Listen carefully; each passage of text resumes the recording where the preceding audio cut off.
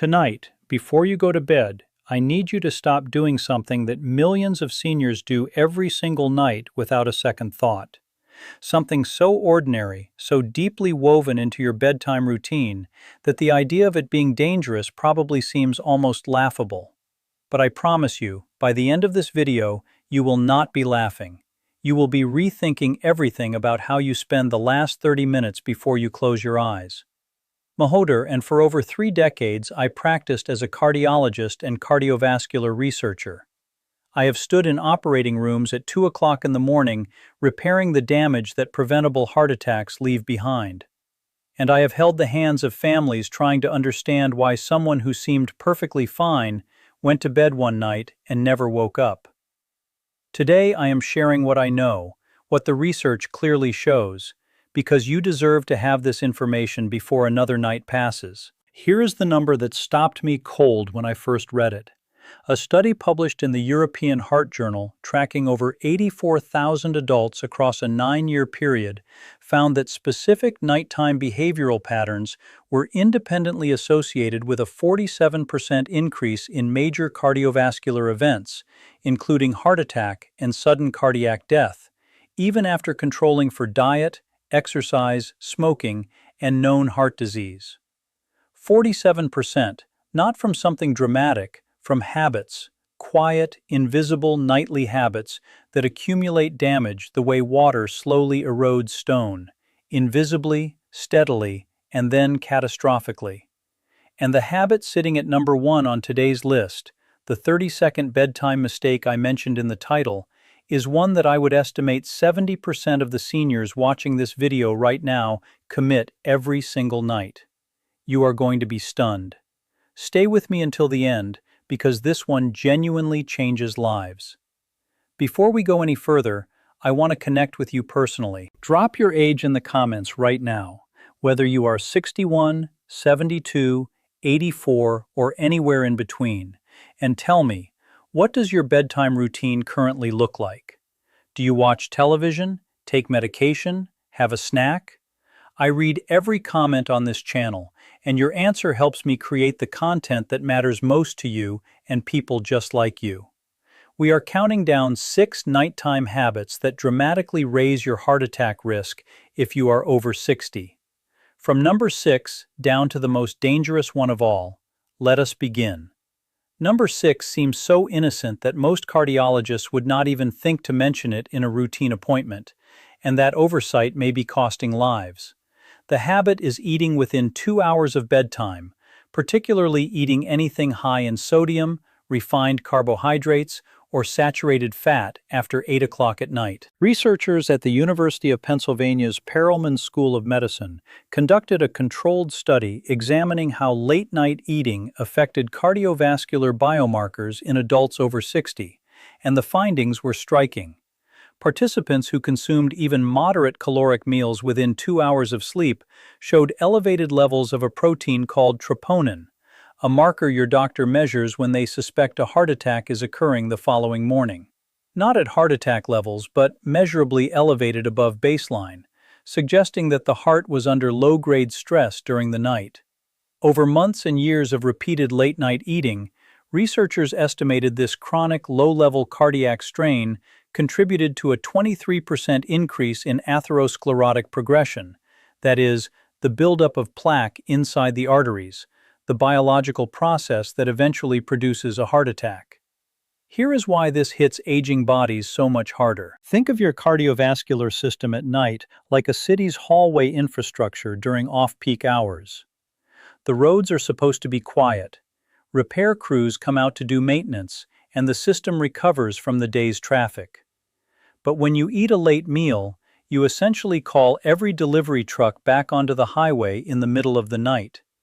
Your heart rate stays elevated. Your blood pressure, which is supposed to dip by 10 to 20% during sleep in a healthy person, a phenomenon doctors call nocturnal dipping, fails to do so.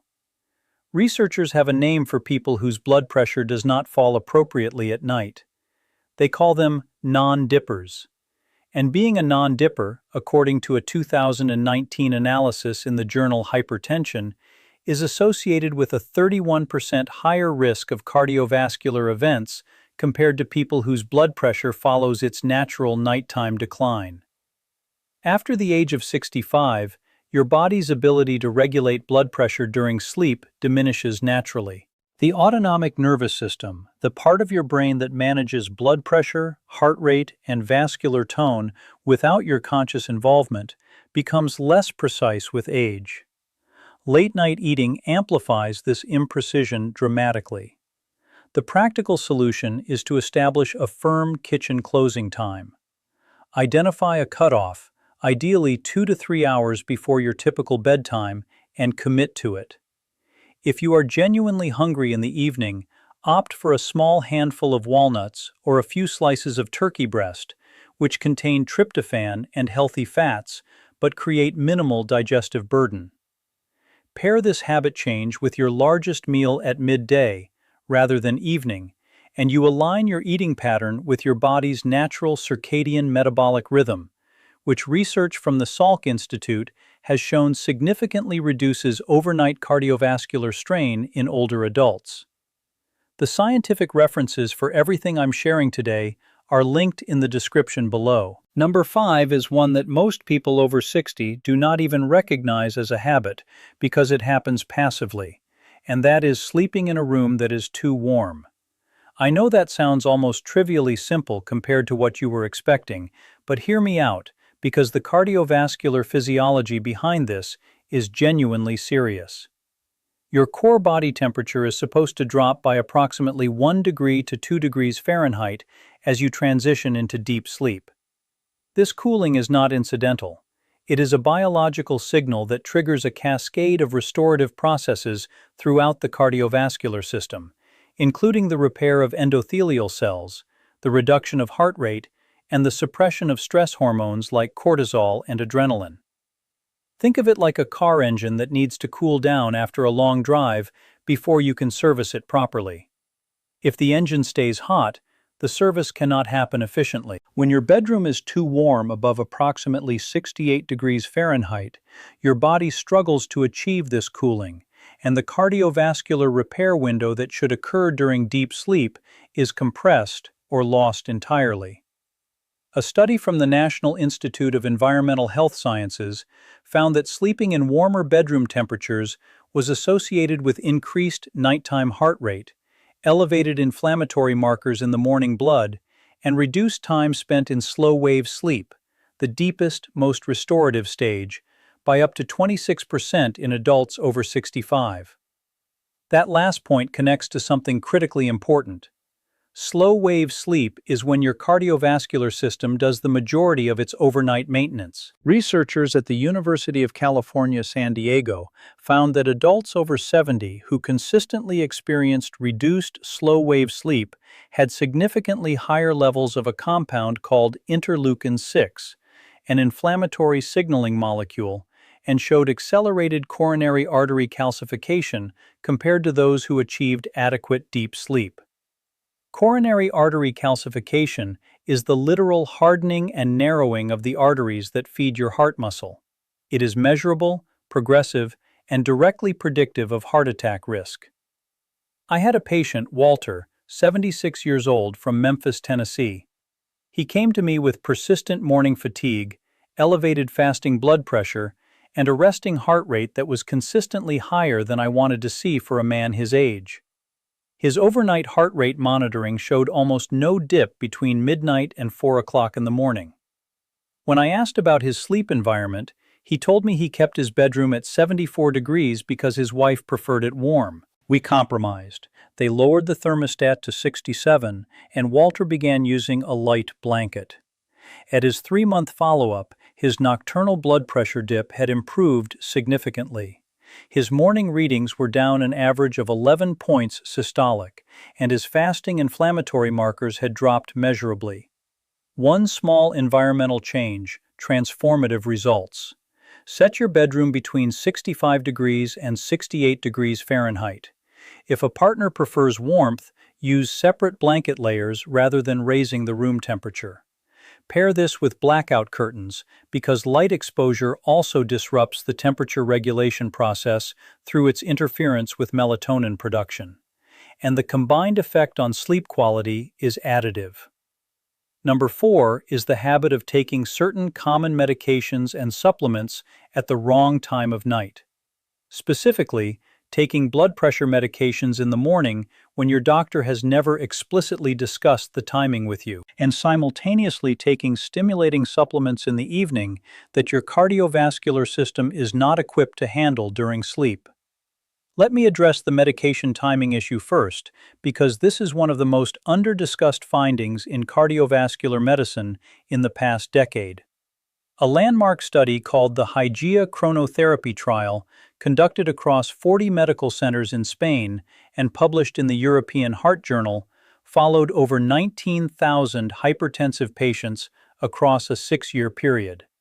The findings were revolutionary. Patients who took their blood pressure medication at bedtime rather than in the morning experienced a 45% reduction in major cardiovascular events, including heart attack, stroke, and cardiovascular death, compared to those who took the same medication in the morning. The same drug, the same dose, different timing. A 45% difference in outcomes.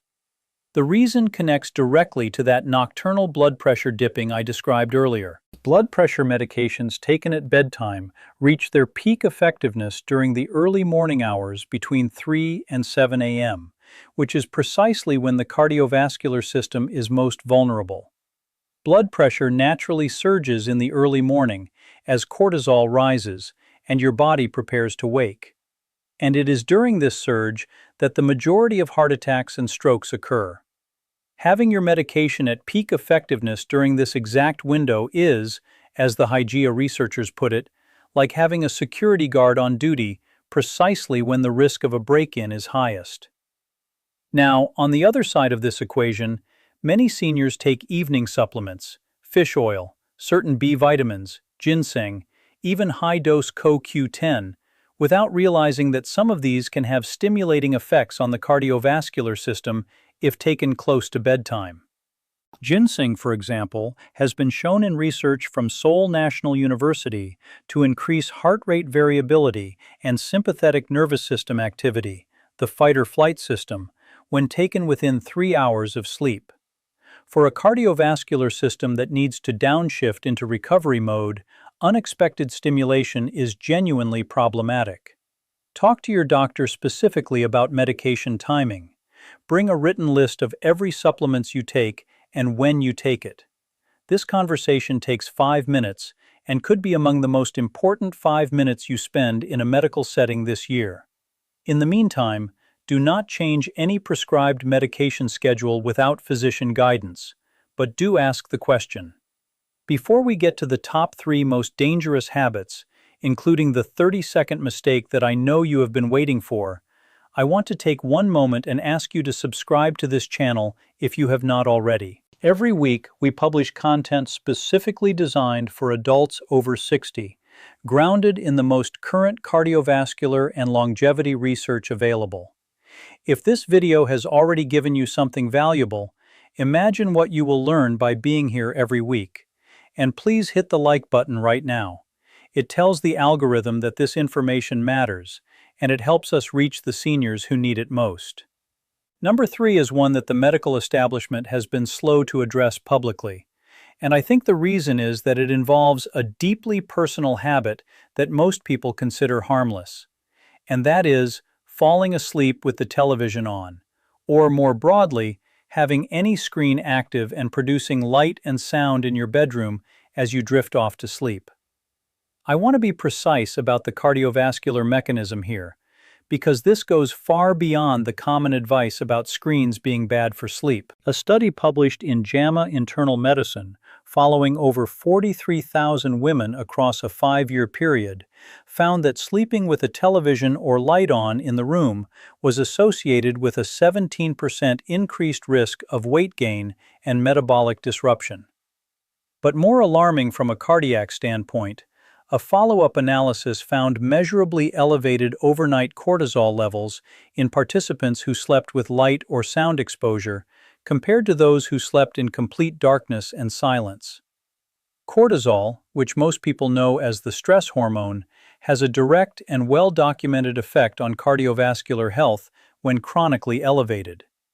It raises blood pressure, increases blood glucose levels, promotes inflammation in the arterial walls, and triggers the release of free fatty acids into the bloodstream, all of which accelerate the process of atherosclerosis, the artery-hardening disease that underlies most heart attacks. After the age of 65, your body's cortisol regulation becomes less precise. Think of a healthy young cortisol system like a sophisticated thermostat that responds instantly and accurately to the environment. The aging cortisol system is more like an old furnace. It overshoots, undershoots, and takes longer to correct. Additionally, television audio, particularly news programming, crime dramas, or anything with sudden volume changes, triggers what researchers call the orienting response in your auditory cortex, even during light sleep stages. Each time this happens, your heart rate briefly accelerates, your blood pressure spikes, and your body releases a small pulse of adrenaline. Once or twice, this is entirely harmless. Repeated dozens of times across a night of television-accompanied sleep, across weeks and months and years, this represents a cumulative cardiovascular burden that adds up in ways that are genuinely difficult to overstate. I had a patient named Eleanor, 69 years old, from Savannah, Georgia. She had been falling asleep to the evening news every night for 11 years. She came to me with what she described as always feeling like my heart is working too hard, occasional palpitations, morning headaches, and blood pressure readings at home that were consistently higher in the morning than at any other time of day. A hallmark pattern of non-dipping and elevated overnight cardiovascular stress. We established a firm screen-off rule 45 minutes before bed and introduced a white noise machine at low volume. 8 weeks later, her morning blood pressure readings had dropped an average of 14 points systolic. Her palpitation episodes had decreased dramatically. She told me she had not realized how tightly wound her nervous system was every morning until it stopped being that way.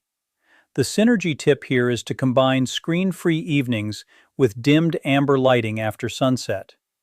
Amber light does not suppress melatonin the way blue spectrum light does. Install amber bulbs in bedside lamps, and you create an environment where your cardiovascular system can genuinely begin its nightly transition to recovery mode well before you actually close your eyes. Number 2 on our list is one that will genuinely surprise you, and I want you to sit with it rather than dismissing it, because the research behind this is among the most robust in cardiovascular sleep medicine. The dangerous habit is sleeping flat, specifically lying completely horizontal without any head or upper body elevation, particularly for seniors with any degree of heart disease, high blood pressure, sleep apnea, or acid reflux. Here is the physiology. When you lie completely flat, gravity no longer assists your heart in maintaining venous return, the flow of blood from the extremities back to the heart. In a healthy 35-year-old with a strong cardiovascular system, this is managed effortlessly. But after the age of 65, particularly in anyone with any degree of cardiac compromise or arterial stiffness, lying completely flat increases what is called cardiac preload, the volume of blood returning to the heart in a way that forces the heart to work harder during a time when it is supposed to be resting. Think of it like turning up the pressure in a pipe that is already under strain. Over the course of a night, this sustained extra workload elevates levels of a compound called BNP, brain natriuretic peptide, a marker that cardiologists use to assess cardiac stress. Chronically elevated overnight BNP is associated with accelerated cardiac aging and increased heart failure risk. Researchers at the University of Leeds published a study in the Journal of the American College of Cardiology demonstrating that patients with existing heart conditions who slept with a 30-degree to 45-degree head and torso elevation showed significant reductions in overnight cardiac workload, lower morning BNP levels, and reported dramatically improved sleep quality compared to those sleeping flat. For patients with both heart disease and sleep apnea, two conditions that coexist in roughly 40% of seniors with cardiovascular disease, elevated sleeping was associated with a 34% reduction in apnea events per hour. Sleep apnea itself deserves a moment to focus here because it is grotesquely underdiagnosed in the senior population, and its cardiovascular consequences are severe. Sleep apnea, where breathing repeatedly stops and starts during sleep, causes oxygen levels in the blood to drop repeatedly throughout the night, triggering adrenaline surges that spike blood pressure and heart rate with each episode. The American Heart Association has classified obstructive sleep apnea as an independent risk factor for hypertension, coronary artery disease, heart failure, atrial fibrillation, and stroke. If you snore loudly, wake frequently, or feel unrefreshed despite a full night in bed, please discuss a sleep study with your physician. This is not a minor quality of life issue. It is a cardiovascular emergency hiding behind ordinary-sounding symptoms. The practical intervention is straightforward. Use a wedge pillow, a firm angled foam pillow available at most medical supply stores, to elevate your upper body between 30 and 45 degrees during sleep. This is different from simply propping up your head, which can actually strain the neck and create its own problems. The elevation should begin at your lower back and lift the entire upper body as a unit. Pair this with sleeping on your left side when possible. Research from the Mayo Clinic, and confirmed by multiple subsequent studies, shows that left side sleeping reduces the heart's workload compared to right side or back sleeping by altering the mechanical pressure on the cardiac chambers. And now, number 1. The 30-second bedtime mistake that I have been building toward. The habit so common, so universally practiced, that the majority of people hearing this will feel a cold recognition when I name it. The most dangerous nighttime habit for your cardiovascular health after the age of 60 is going to bed dehydrated, and specifically, deliberately restricting your fluid intake in the evening to avoid nighttime bathroom trips. I understand completely why people do this. Getting up twice, 3 times, 4 times a night is exhausting, disruptive, and for anyone with joint pain or balance concerns, genuinely risky. So, the seemingly logical solution is to stop drinking fluids after dinner. It feels like a practical, sensible compromise. It is, from the cardiovascular standpoint, potentially one of the most dangerous decisions a senior can make on a nightly basis. Here is what happens in your body when you are even mildly dehydrated. And understand that mild dehydration means only a 1 to 2% reduction in your body's total water content. A threshold most seniors cross without feeling thirsty because the thirst mechanism itself weakens significantly after age 65. When you are mildly dehydrated, your blood volume decreases. Your blood becomes measurably more viscous, thicker, stickier, more prone to clotting. Your heart must now work significantly harder to pump this thicker blood through arteries that in most seniors have already lost some of their natural elasticity. Think of the difference between pumping water through a hose versus pumping honey through that same hose. Your heart does not get a choice, it simply works harder. Researchers at Loma Linda University in California, one of the most respected institutions in the world for cardiovascular and longevity research, published a landmark study in the American Journal of Epidemiology following over 20,000 adults across 6 years. They found that adults who drank 5 or more glasses of water daily had a 54% lower risk of fatal coronary heart disease compared to those who drank 2 glasses or fewer per day. The risk reduction was most dramatic during the overnight period specifically. The researchers identified that morning heart attacks occurred significantly more frequently in individuals with measurable overnight dehydration markers compared to those who were well hydrated. The overnight period is the cardiovascular danger zone for dehydration because it is the longest stretch of time most people go without fluids. As your blood thickens and your heart rate subtly elevates to compensate, you are also experiencing the early morning cortisol surge I described earlier. This is why the window between approximately 4 o'clock and 10 o'clock in the morning accounts for such a disproportionate share of all heart attacks and strokes. Dehydration amplifies the natural morning cardiovascular vulnerability into something far more dangerous. After the age of 70, kidney function declines gradually, and the kidneys become less efficient at concentrating urine, meaning more water is lost during the night than in younger adults. Simultaneously, many seniors take diuretic medications for blood pressure or heart failure management, which further increases fluid loss during sleep.